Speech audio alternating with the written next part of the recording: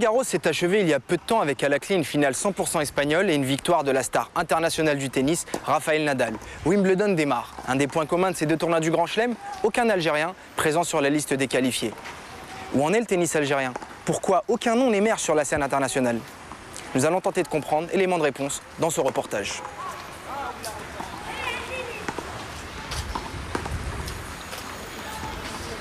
Grand joueur. Qui va jouer par exemple? Nadal.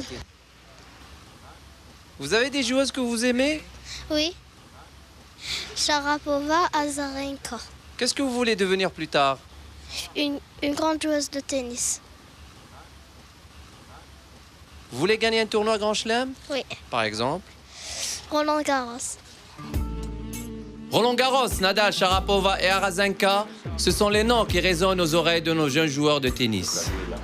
Ils ont le droit de rêver d'une grande carrière professionnelle et aussi espérer inscrire leur nom dans un tournoi de Grand Chelem pour la première fois dans l'histoire de l'Algérie indépendante. Mais à l'heure où le tennis moderne, inventé par Harry Jem en 1869, est devenu un sport très physique et explosif, en plus dominé par le duo Nadal-Djokovic chez les messieurs et la vague de joueuses talentueuses russes et serbes depuis 2007 qui submerge la balle jaune mondiale, le tennis algérien n'a jamais pu décoller, comme ce fut le cas pour les autres disciplines, telles le football, le handball et le volleyball durant les années 80, après la réforme sportive de 1977. Alors, une question mérite d'être posée. Pourquoi aucun joueur algérien senior n'a participé à un tournoi de Grand Chelem depuis la création de la Fédération algérienne de tennis en 1963?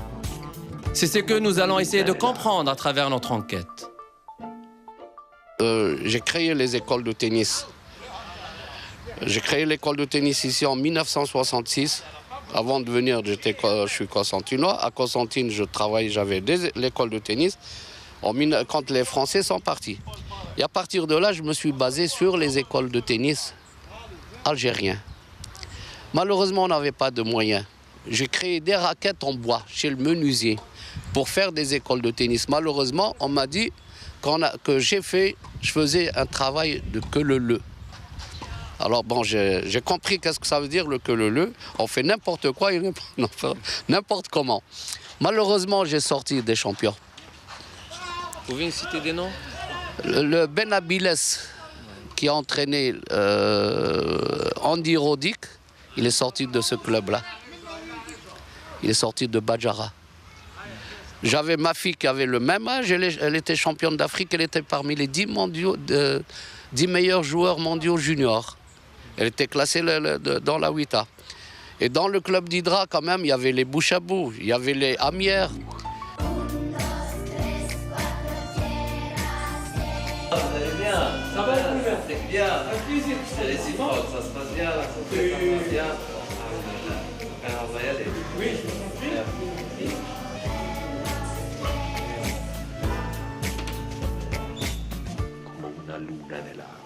Vous avez bien fait de citer le HAC d'Hydra et l'ASTB de Badjara. Le HAC d'Hydra a été pendant de longues années un réservoir du tennis algérien. Il a formé des joueurs en grosse quantité. Jusqu'à la catégorie des minimes, ils sont bons les nôtres. C'est après. La problématique, c'est ça. C'est comment faire après pour sauter la barrière. Et cette barrière, vous ne pouvez la sauter qu'en allant à l'étranger. Qu'on le veuille ou pas, c'est comme ça. Il n'y a qu'à voir ce qui se passe ailleurs, dans les autres pays. Ils sont tous sur le circuit international. Et pour être sur le circuit international, il faut de l'argent. Malheureusement, il faudrait leur mettre des moyens. Entre les moyens qu'on met du côté du football et du côté du tennis, c'est minime. C'est inexistant. Quand on donne 2 milliards, je peux pas rentrer dans les détails. Si on donne 2 milliards au tennis, c'est beaucoup. Mais c'est quand on donne 50 milliards pour le football, ça va. C'est pas beaucoup. Le tennis vit comme les autres disciplines sportives algériennes dans l'ombre du football. Ce dernier est soutenu par les subventions faramineuses de la part de l'État. Les clubs absorbent chaque année des milliards de centimes qui sont distribués aux joueurs de l'équipe première dans des primes de signature et des salaires qui font tourner la tête. Seulement, est-ce que ce sport-roi est la seule cause ou alors la formation des joueurs de tennis est dans l'impasse? Le premier problème, c'est la formation. La formation, on avait des joueurs, on avait une pépinière de joueurs, mais malheureusement, ils sont tous partis à l'étranger. Parce qu'il faudrait quand même une situation sociale. Ici, ils ne gagnaient pas leur vie, donc il fallait voir dans d'autres mers, d'autres pays. Et à partir de là, il y avait un vide de presque de 20 ans. 20 ans à 25 ans, il n'y a plus de joueurs. Toujours cette passion du tennis avec les jeunes? Pas tout à fait. Ces derniers temps, j'ai plus envie de travailler. Pourquoi? Là, j'ai plus la passion. Le gros problème, c'est les infrastructures. Déjà, le club comme Hadat Hidra, il était fermé pendant 10 ans. Club de Badjara, 4 ans. Il y a un club de la Madeleine, il est fermé, ça fait 10 ans. Tout, même la compétence, la formation, les rémunérations. Un entraîneur à l'école, il y a 5 000 dinars ou 6 000 dinars, il ne va pas travailler sérieusement. Il est là. Mais quand même l'organisation le club c'est un club communal, Tahidra, vraiment, tu vois l'infrastructure les Kaïn. Il n'y a pas un gestionnaire, il n'y a pas un responsable. C'est un aire de jeu, ce n'est pas un club de tennis. Nous avons compris que le manque d'infrastructures est réel et la motivation n'existe plus chez les formateurs afin de transmettre à cette jeune génération l'envie de gagner, de l'effort, du sacrifice pour peut-être un jour aspirer jouer un Open d'Australie et pourquoi pas le remporter. Un heure de changement a soufflé le 5 juin 2011 sur les internationaux de France catégorie junior. Ouna Jaber devient la première joueuse africaine à gagner un tournoi de Grand Chelem. La Tunisienne entre dans la cour des grands par la grâce d'un trophée au parfum de révolution. Mais avant de s'imposer à Roland-Garros, quel est le processus à suivre? Pour faire le Grand Chelem, d'abord, il faudrait participer à des tournois. Et comme nous, je crois que la fédération n'avait pas les moyens pour envoyer les joueurs à l'étranger pour faire des compétitions. Parce que pour arriver à faire un Grand Chelem, pour jouer, il faudrait que les joueurs au moins jouent 150 matchs par an. Et nous, nos joueurs, le problème d'ailleurs, il s'est posé même pour nous, quand j'étais joueur.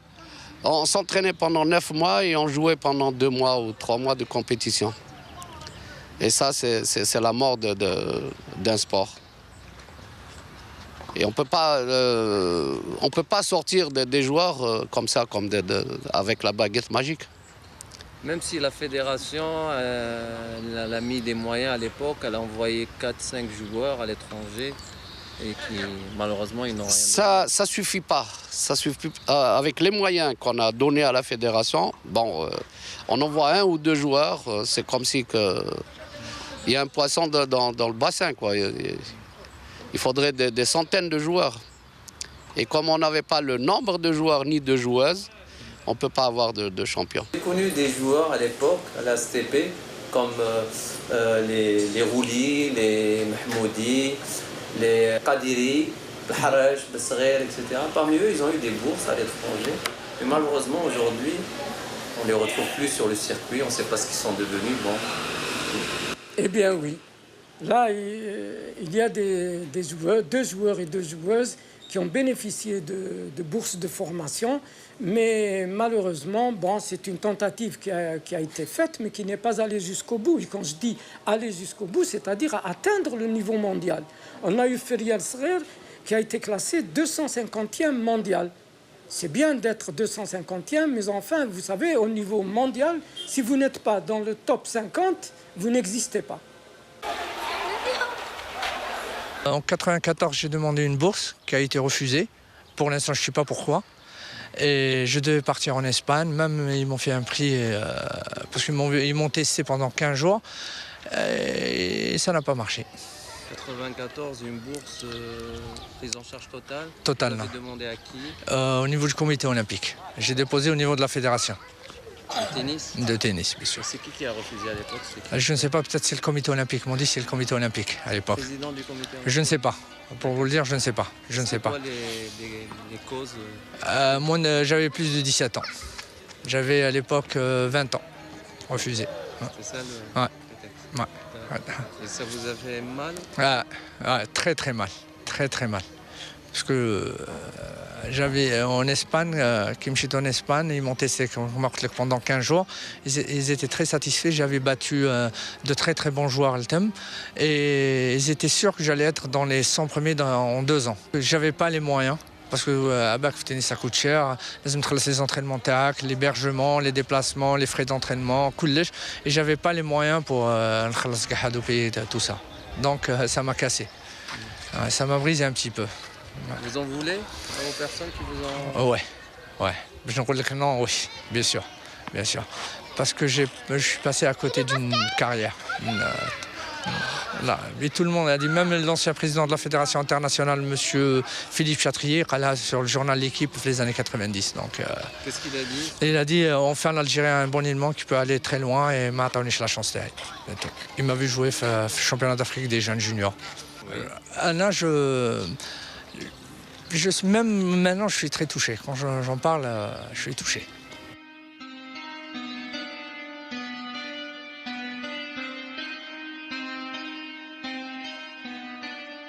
Frustré et rancunier, ce Abdelhak Hamr El Ain, après avoir été le numéro 1 algérien et remporté plusieurs titres, 20 ans presque se sont passés, et où sommes-nous avec ces histoires de bourse à l'étranger?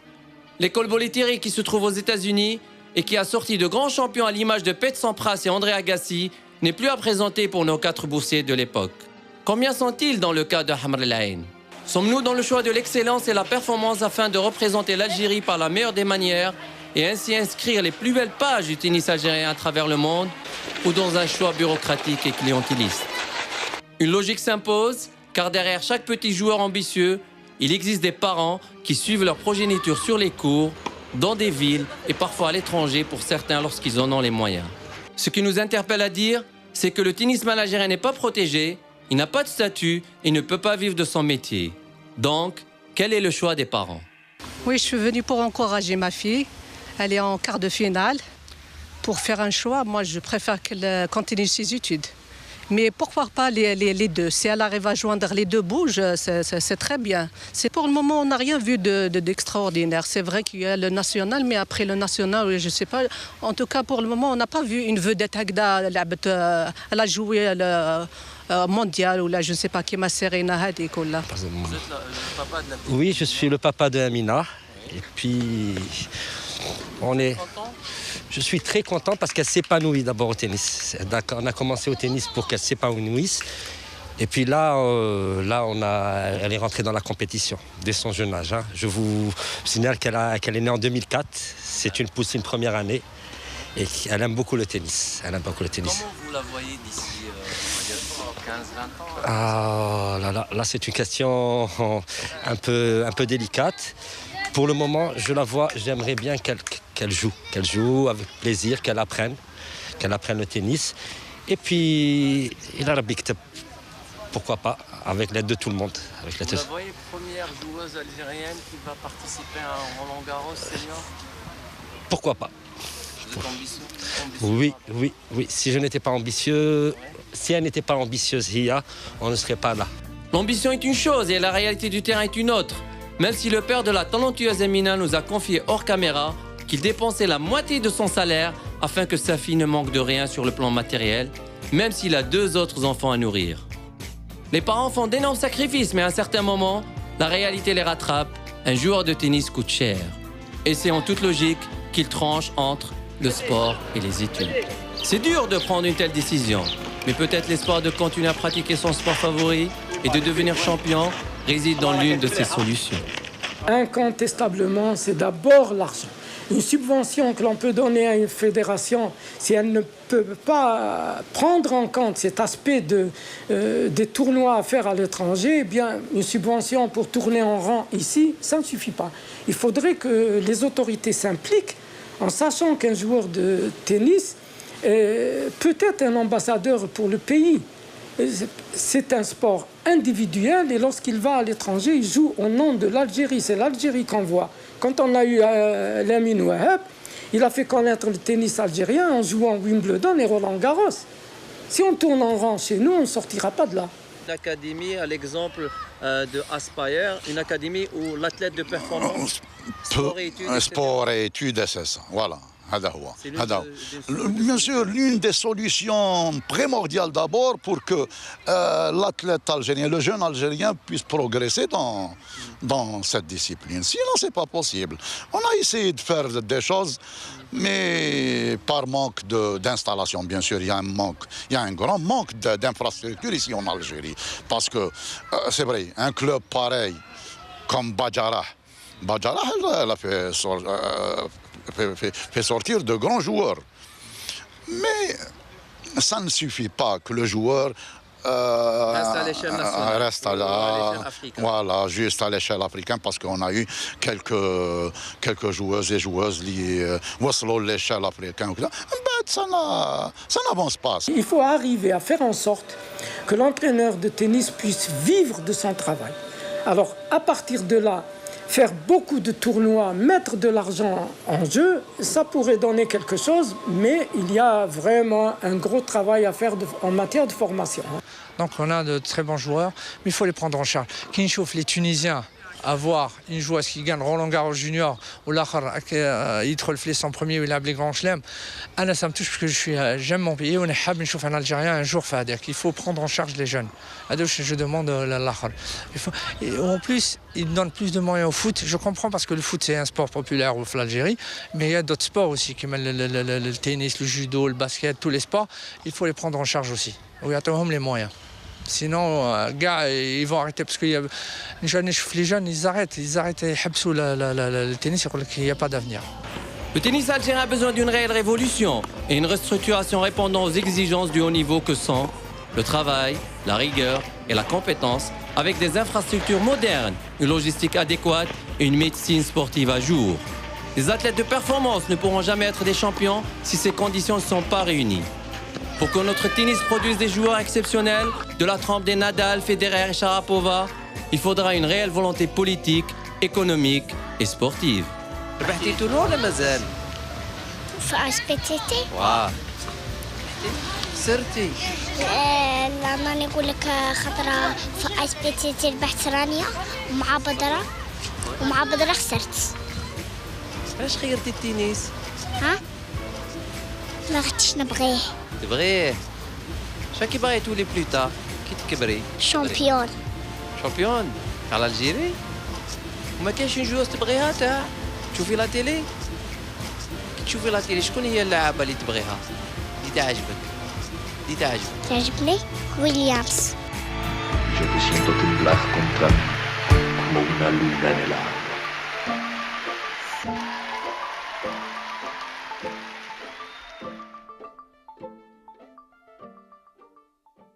Nous sommes au TCP, le tennis club des Palmiers de Ben Aknoun, l'un des 14 tennis clubs de Alger, 21 si l'on compte Blida et Boumedes, et nous sommes reçus par le président Bouabdallah. Président, bonjour. Bonjour. Merci de nous recevoir. Vous préférez qu'on vous appelle président ou docteur? Non, comme vous voulez, ce qui vous semble le plus adapté. Je reste président de la fédération. Les chiffres sont bons, c'est bien ça. Il y a 14 tennis clubs à Alger, 21 si l'on compte Blida et Boumerdes, et en tout 68 tennis clubs sur tout le territoire national. C'est exact. Et est-ce que ces chiffres vous semblent corrects? Est-ce qu'il ne manque pas justement de tennis clubs en Algérie? C'est clair. C'est clair qu'à Alger, il devrait y avoir au moins une quarantaine de clubs. C'est clair. Vous prenez l'exemple de Badjara, il nous en faut à peu près 3 ou 4 à Alger. Et la question que j'ai envie de vous poser coule de source. Pourquoi aucun Algérien n'émerge sur la scène internationale? Actuellement, si on prend il y a une dizaine d'années, on a eu quand même un joueur de talent, comme Lamine Wahab. Lamine Wahab qui a quand même été en finale à Wimbledon Junior. Qui a participé à l'Open d'Australie. Open d'Australie, qui a battu Rafael Nadal dans des tournois et qui a battu à Roland Garros Junior Richard Gasquet. J'ai vu ce match. C'est pas un peu l'arbre qui cache la forêt, Lamine Wahab, dans le tennis algérien? Écoutez, moi j'aimerais bien avoir un seul, parce que c'est pas le football ça. Moi un seul suffit. Justement, avec un budget que votre prédécesseur avait de l'ordre de 32 millions de dinars par an, jusqu'à son dernier mandat. Est-ce que vous ne pensez pas être un peu le parent pauvre du sport algérien? Absolument. 32 millions de dinars, je dirais c'est à peine le coût de 2 athlètes de haut niveau. Pour vous dire, alors une fédération, qu'est-ce que ça doit être quand on doit développer les athlètes, les équipes nationales, le mini-tennis, les arbitres, les dirigeants. Il faut beaucoup d'argent. Le nerf de la guerre. C'est le nerf de la guerre. Et la dernière réunion bilatérale avec le ministère de la Jeunesse et des Sports a débouché sur, entre autres, le recrutement futur d'entraîneurs étrangers. Où est-ce que vous en êtes? Eh ben, on attend. On attend qu'on nous convoque. Nous sommes en train de faire de la prospection. Je dirais qu'on avait demandé 4 entraîneurs donc étrangers, donc 2 à Alger, à Annaba et à Oran, qui sont un peu les pôles de développement. Je dirais qu'il faut le faire vite. Il faut le faire vite. Et il a été aussi question de centres fédéraux, puisqu'il n'y en a qu'un à l'heure actuelle, celui d'Annaba. Même Annaba, c'est pas le centre fédéral comme il doit être, disons, comme on doit le nommer. Centre fédéral, il doit y avoir un hôtel, il doit y avoir un centre de soins, il doit y avoir pas mal de choses. Tout l'environnement qu'il faut pour un joueur de haut niveau. Donc le tennis doit être réformé dans son ensemble? Absolument, absolument. Centres fédéraux, il doit y en avoir un peu partout, au moins 5. Vous imaginez, on va parler sincèrement. Il n'y a pas de centre de haut niveau, je dirais toute discipline. Il n'y en a pas en Algérie. En Algérie, c'est pas possible. Il devrait y en avoir un où l'athlète serait là-bas, qui n'aurait pas de problème ni d'hébergement, ni de restauration. Et puis, dès qu'il y a un tournoi, il va à l'étranger, il revient, il a ses entraîneurs sur place, des étrangers comme tout le monde le fait. Le Maroc vient d'avoir le centre ITF. ITF, 4 de la Confédération africaine. Bon, ils participent, ils ont l'infrastructure. Le reste vient après, les entraîneurs, la Fédération internationale peut nous doter. Mais nous, on n'a rien. Et d'après vous, qu'est-ce qui fait que le Maroc soit autant en avance sur l'Algérie en termes de tennis? Bon, en termes de tennis, concernant les infrastructures, vous savez, le Maroc, c'est un pays de tourisme. Donc le tennis est très prisé par les touristes. Quand ils viennent dans un pays, ils aiment bien. C'est un sport qui est prisé. Donc ça a fait beaucoup. Et puis c'est l'intérêt aussi des pouvoirs publics. Ils savent que quand ils font des compétitions internationales, c'est un peu les ambassadeurs, les athlètes qui viennent. D'abord, ils dépensent de l'argent parce qu'ils payent leur hôtel. Ils payent tous les frais de soins et tout ça, ils s'entraînent. Et puis après, dès qu'ils partent, ils ont une bonne idée de leur pays déjà. Dans le reportage qu'on a vu précédemment, on a vu notamment Amr Laïn, le joueur du club de Hydra, qui évoquait un passage de sa carrière, un virage déterminant, puisque en 1994, il n'a pas eu la bourse d'études, enfin la bourse pour qu'il puisse continuer son apprentissage en termes de tennis à l'étranger. Oui, la fédération avait fait son travail. Elle avait demandé Vous étiez président de la fédération à l'époque? Oui, j'étais président de la fédération. Et c'était une décision du comité olympique? Le comité olympique, parce que il y avait un âge qui était requis. Il y avait un âge qui était requis et il ne répondait pas. Bon. Et puis c'est vrai qu'à cette époque, on venait de venir et il n'y avait pas d'argent. C'est pas évident de dire au ministère il faut tant d'argent pour un joueur. Le tennis, c'était vraiment c'était un sport mineur. Qu'est-ce qui fait que vous avez encore la force de continuer malgré toutes les embûches et tous les obstacles auxquels vous êtes confrontés? Je vais vous le dire sincèrement. J'ai été président de fédération pendant une 12aine d'années. J'ai quitté la scène et là je reviens depuis 3-4 mois.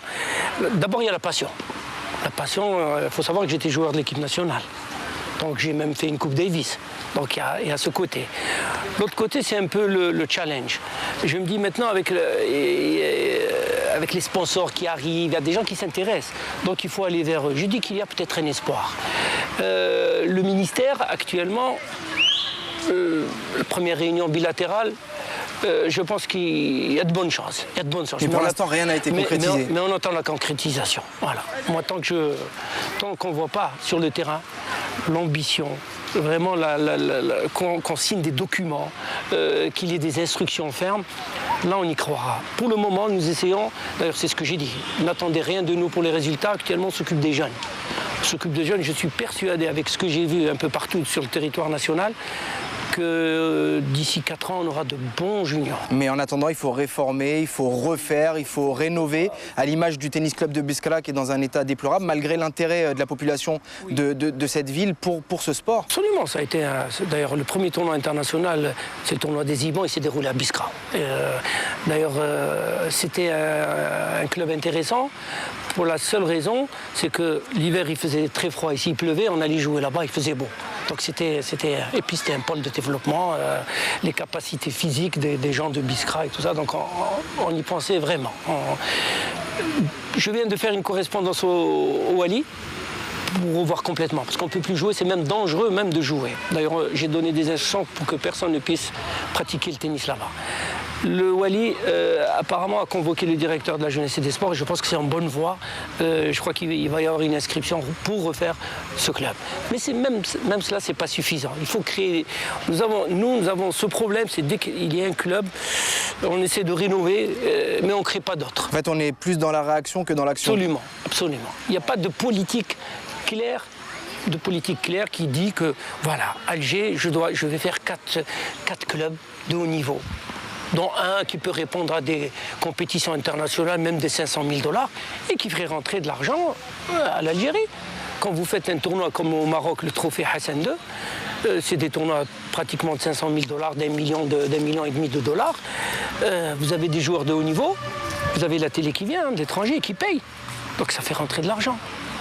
Un petit mot aussi sur l'événement qui a lieu aujourd'hui au TCP, le tournoi en mémoire de Imen Hadj Ali qui a disparu tragiquement dans le séisme de Boumerdès. Voilà, donc c'est un tournoi qui se joue traditionnel depuis 3 ans. Donc la fédération cette année a décidé de donner un coup de main, de donner, disons même financièrement. Et ça fait partie du programme de la fédération. C'est un tournoi national, donc ils sont venus un peu de partout. Et ça rentre un peu dans le programme de la fédération. C'est une très bonne chose, c'est une bonne initiative de M. Hadj Ali, de son association. Donc nous serons là chaque année. Mais il faut savoir que ces compétitions, ça fait déjà 3 qu'on a organisées de la même envergure nationale. Je pense qu'on a bien démarré, les gens commencent à avoir confiance. Mais c'est pas tout, c'est pas tout. C'est vrai qu'on a quelques infrastructures que nous maîtrisons, mais d'autres que nous ne maîtrisons pas. Vous prenez le cas de Badjara, c'est l'office du complexe olympique. D'ailleurs, les championnats nationaux qui étaient domiciliés là-bas. Comme l'indiquait Mahmoudi dans le reportage précédent, il a sorti quand même l'entraîneur de Andy Roddick qui a été parmi les 10 meilleurs mondiaux. Moi j'ai fait une Coupe Davis là-bas, à Badjara. Il y a eu de grands joueurs de renom, les Boudjemli, les Amières, il y a eu de bons joueurs. Donc c'est vrai que Badjara, mais maintenant même Badjara ne suffit pas. Ça dépend ce qu'on veut aussi. Quelle politique veut-on? On veut avoir un joueur au niveau du Grand Chelem dans le tableau final? Il faut mettre les moyens. Ça a un coût. Ça a un coût, il faut le dire clairement. Maintenant, si vous voulez qu'on fasse de sport de masse, et on ne peut pas le faire, nous, parce que, vous savez, l'infrastructure qui est demandée, c'est énorme. Hein. Vous avez vu un terrain de tennis comme ça, c'est pour 4 joueurs, hein, c'est pas un terrain de football. Donc ça demande beaucoup d'espace, et ça, on peut le faire, parce que le tennis peut rapporter beaucoup de choses. Si vous imaginez un Algérien Roland Garros, vu par je ne sais pas combien de millions de téléspectateurs, je pense que ça vaut le coup d'investir. Président, merci. Je vous en prie. Voilà. Merci. Voilà. Ouareb Sow, on vient de voir votre reportage. Vous avez mené l'enquête sur le tennis algérien. Comment se porte la discipline? Le tennis algérien va mal, mais l'espoir règne, étant donné que Inès Ibou vient de remporter le circuit ITF 4 en battant la Malgache 6-0, 6-1, ce qui n'est pas rien. C'est pas un peu l'arbre qui cache la forêt? Oui, mais bon, nous avons de très bons jeunes jusqu'à un certain âge, 13-14 ans. Après, ça commence à se compliquer pour eux. Pourquoi? Parce qu'ils ne voyagent pas beaucoup et ils participent à des compétitions mineures telles championnat d'Afrique et championnat arabe, ce qui est insuffisant. Et pourquoi ils ne participent pas justement à des tournois à l'image de Roland Garros ou pour les juniors ou... C'est un problème financier? Oui, parce que tous les professionnels que j'ai interviewés, ils sont unanimes. Pour avoir des champions à la trempe de Sharapova ou Nadal, il faut mettre les moyens, donc de l'argent. Et actuellement, ce n'est pas le cas? Ce n'est pas le cas, malheureusement. Ouareb Sow, merci. Quant à nous, on se retrouve la semaine prochaine pour un nouveau numéro de Sport Investigation consacré à une discipline qui fait son apparition en Algérie, le freestyle. À la semaine prochaine. Salut!